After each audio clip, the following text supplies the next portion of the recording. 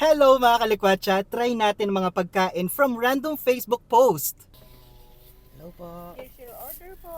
Thank you so much po. Thank you po. Ito po yung payment. 130 po lahat. Thank you po.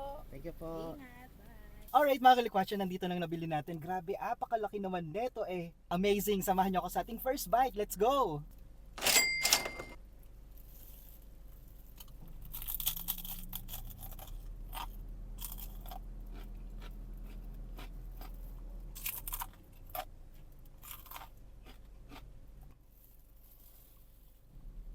Suka.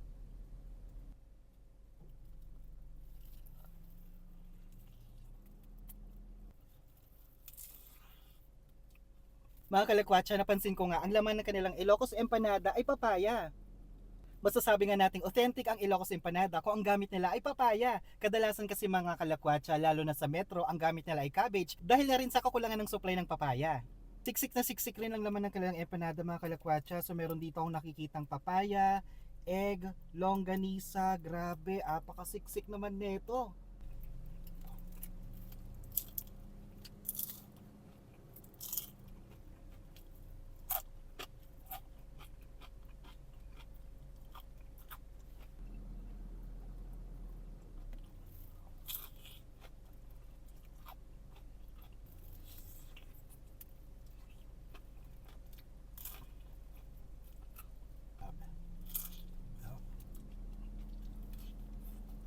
Kaya naman mga kalakwatsa, bisitahin ang kanilang Facebook page at itry ng kanilang Ilocos Empanada. Yun lamang for today's video. Salamat sa panonood!